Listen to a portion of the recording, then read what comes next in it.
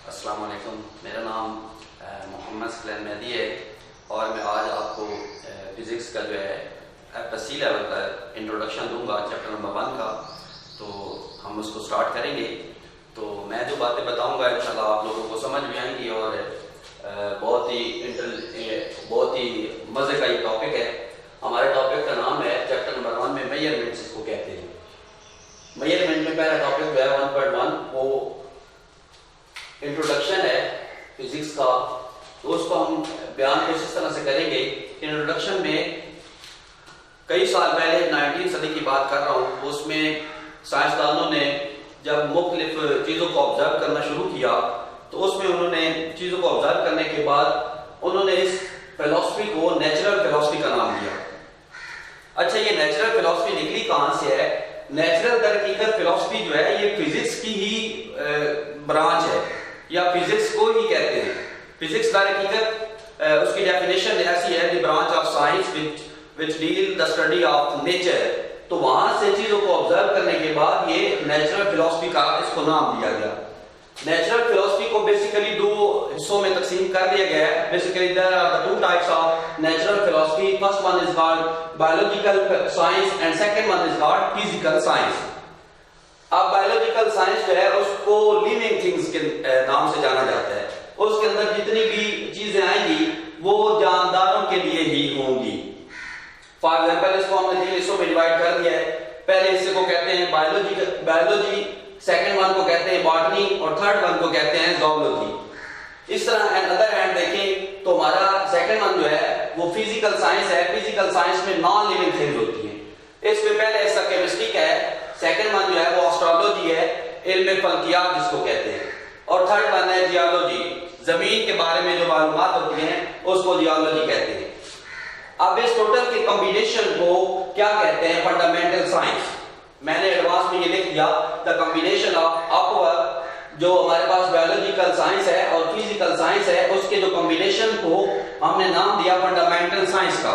अब fundamental science को मजीद 3 boundaries में डिस्ट्रीब्यूट कर दिया गया है। इसके 3 हिस्से बना दिए गए हैं। इसका जो पहला हिस्सा है वो है world of extreme Lord. W for world, O for of extreme, E को रिप्रेजेंट कर रहा है और L जो है वो लार्ज को रिप्रेजेंट कर रहा है। इसमें सबसे बड़ी मिसाल हमारे पास यूनिवर्स की है। आप देख लें कायनात में यूनिवर्स से बड़ी कोई चीज नहीं है। तो world of extreme Lord fundamental science में, फंडामेंटल साइंस जो है वो तमाम तर चीजों को अपने अंदर घेरे हुए है। सेकंड वन देखें तो हमारे पास वर्ल्ड ऑफ एक्सट्रीम स्मॉल, यानी ये वो वर्ड हैं जो स्मॉल ऑब्जेक्ट्स के लिए हैं, जिसमें देखें इलेक्ट्रॉन है, प्रोटॉन है, न्यूट्रॉन हो सकता है। थर्ड वन देखें तो word of middle size. Middle size object के लिए जो हमने सेलेक्ट किया है उसके लिए हमारे पास जो मौजूद है वो मॉलिक्यूल्स हैं। मॉलिक्यूल्स को मिडिल साइज ऑब्जेक्ट का नाम दिया जाता है। उसके बाद देखें तो इलेक्ट्रॉन है वो स्मॉल साइज है जो आम आंख से आपको नजर भी नहीं आती। और यूनिवर्स है तो ये सबसे बड़ा हमारा लार्ज किस्म का एरिया है जिसमें यूनिवर्स इसकी बहुत बड़ी एग्जांपल है। अब देखिए हमारे पास जो फिजिकल साइंस है उसके अंदर हमने फिजिकल साइंस से ही फिजिक्स जो है वो निकलती है। अब हमारा सवाल उठता है कि व्हाट इज फिजिक्स? फिजिक्स क्या है? तो फिजिक्स हमारे पास है, फिजिक्स दरहकीकत एक ग्रीक लेटर है।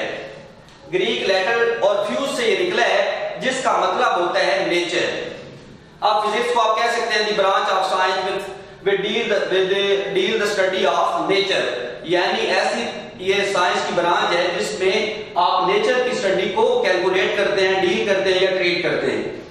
अब हमारी जो फिजिक्स है ये एक्सपेरिमेंटल साइंस है।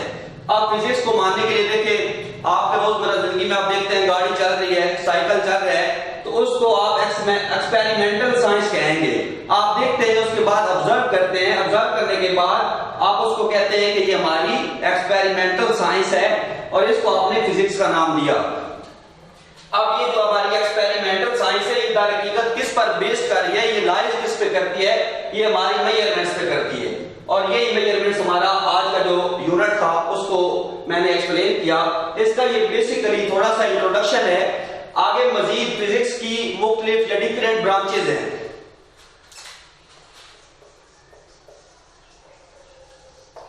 अब ब्रांचेज में चंद एक ब्रांचेज के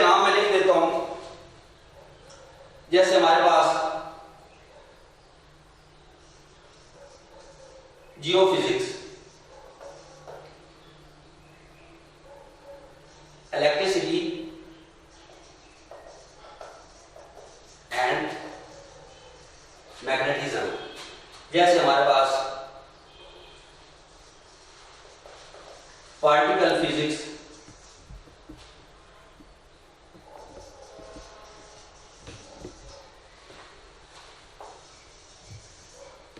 अब देखिए फिजिक्स की जो ब्रांचें हैं उनको मजीद कुछ हिस्सों में तकसीम कर दिया है, और भी ढेर सारी ब्रांचें हैं, लेकिन चंद एक के नाम मैंने लिख दिए।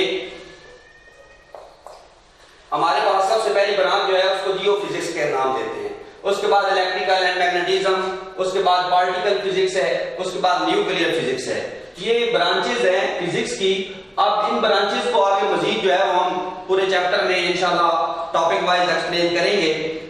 तो आज का हमारा ये जो टॉपिक था, ये इंस्ट्रूमेंट, ये इंट्रोडक्शन ऑफ मेजरमेंट्स था।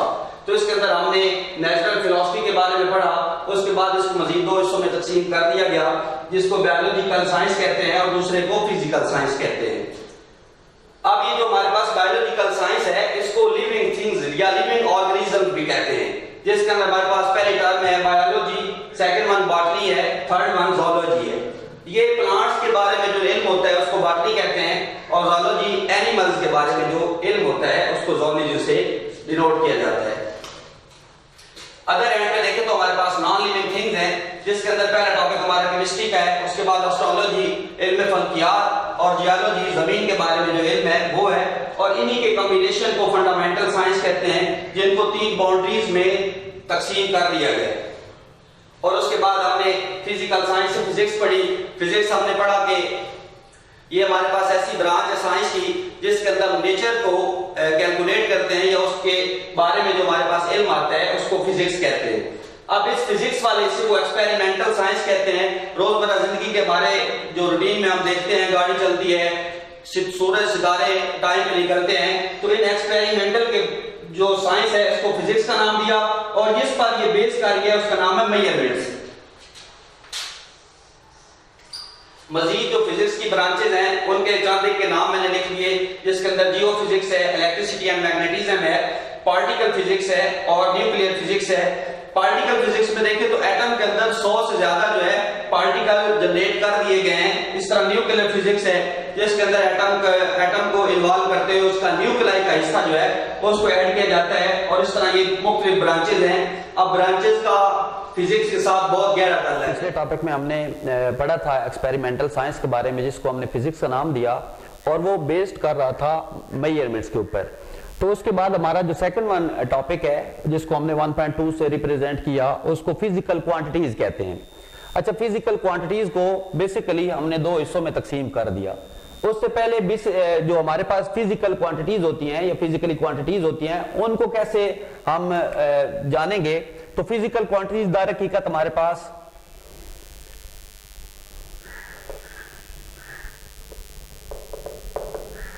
मेजरेबल क्वांटिटीज होती हैं, ऐसी क्वांटिटीज जिनकी हम पैमाइश कर सकते हैं, जिनको हम मेजर कर सकते हैं, तो उनको क्या कहते हैं, फिजिकल क्वांटिटीज। कुछ क्वांटिटीज ऐसी भी होती हैं जिनकी हम पैमाइश नहीं कर सकते, जिनको हम मेजर नहीं कर सकते। फॉर एग्जांपल सहरा में जाएं तो हमारे पास वहां पे सहरा में रेत के जर्रे होते हैं। अब रेत के जर्रों को कैलकुलेट करना कोई आसान काम नहीं है, बल्कि होते ही नहीं है।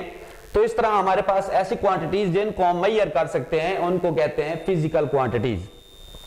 फिजिकल क्वांटिटीज को बेसिकली 2 हिस्सों में तकसीम कर दिया गया है। एक को कहते हैं बेस क्वांटिटीज और दूसरी को कहते हैं ड्राइव क्वांटिटीज।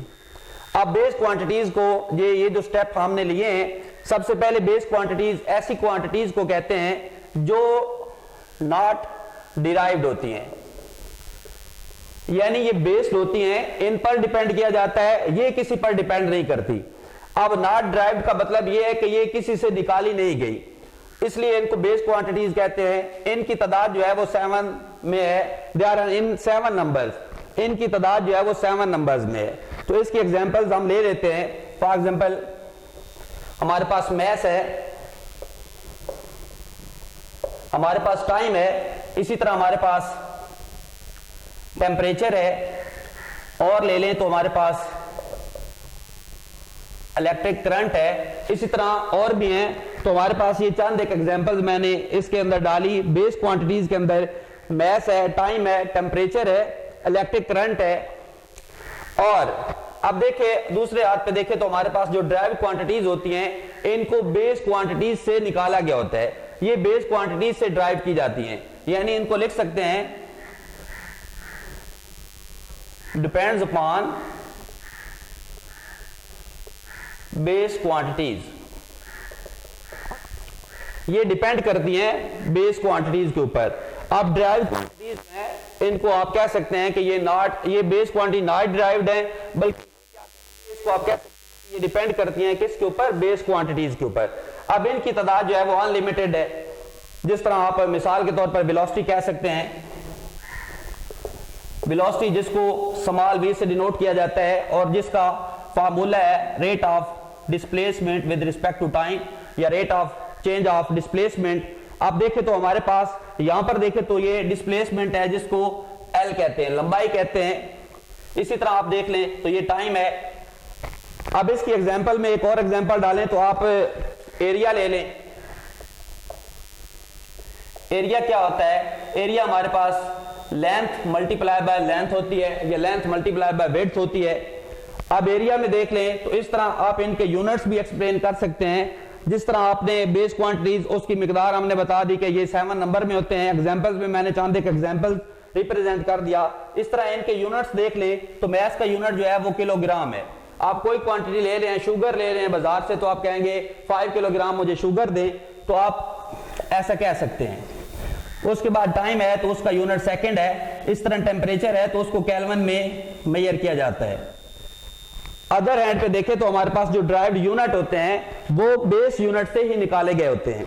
देखें हमारे पास वेलोसिटी थी तो उसका यूनिट हमारे पास आता है लेंथ मल्टीप्लाई बाय टाइम था, तो लेंथ को मीटर कहते हैं और टाइम को सेकंड में पैमाइश किया जाता है। तो इसका जो यूनिट बनेगा हमारे पास वो मीटर पर सेकंड बनेगा। एरिया देख लें तो एरिया हमारे पास लेंथ मल्टीप्लाई बाय लेंथ थी तो ये मीटर मल्टीप्लाई बाय मीटर हुआ तो ये मीटर स्क्वायर हो गया। तो ये दूसरा हमारे पास एरिया का जो यूनिट है वो ड्राइव यूनिट से ही हमने निकाला है। अब फिजिकल क्वांटिटी में दोबारा छोटा सा इसको एक्सप्लेन कर देता हूं। फिजिकल क्वांटिटीज ऐसी क्वांटिटीज को कहते हैं जिनको हम मेजर कर सकते हैं, जिनके हम पैमाइश कर सकते हैं, जिनको हम निकाल सकते हैं।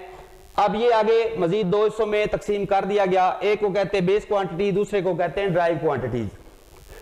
जो बेस क्वांटिटीज हैं वो नॉट डिराइव्ड हैं, वो किसी से निकालते नहीं है, वो बेस करते हैं। वो उनकी बुनियादी मिकदारें होती हैं, वो किसी से निकाली नहीं गई होती हैं।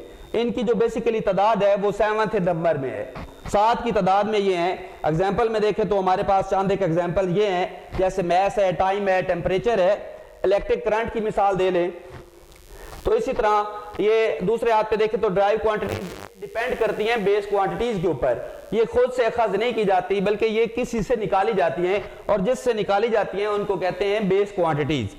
अब इनकी मिकदार जो है वो अनलिमिटेड है। फॉर एग्जांपल हमारे पास हमने वेलोसिटी की एग्जांपल दी, हमने एरिया की एग्जांपल दी। तो वेलोसिटी का यूनिट हमारे फार्मूला हमारे पास क्या है? v = delta d divided by delta t, यानी चेंज इन डिस्प्लेसमेंट। तो आप उसको देखें तो चेंज जो आपके पास आ रहा है, d जो है वो लंबाई, इट मींस लेंथ में मेजर किया जाएगा, और टाइम जो है वो t में मेजर किया जा रहा है। तो इसका जब हमने यूनिट निकाला तो हमारे पास मीटर पर सेकंड की फॉर्म में आया, जिसको हमने यहां पर इस फॉर्म में लिख दिया। दूसरी एग्जांपल हमने ली एरिया की। जो एरिया था हमारे पास उसके बेसिकली 2 अजला को हमने मल्टीप्लाई किया, तो लंबाई मल्टीप्लाई बाय लंबाई की, तो इस तरह इनके यूनिट्स निकाले तो मीटर मल्टीप्लाई बाय मीटर आया। तो इस तरह जब मीटर मल्टीप्लाई मीटर हुआ तो उसके बाद इसका यूनिट बना मीटर स्क्वायर।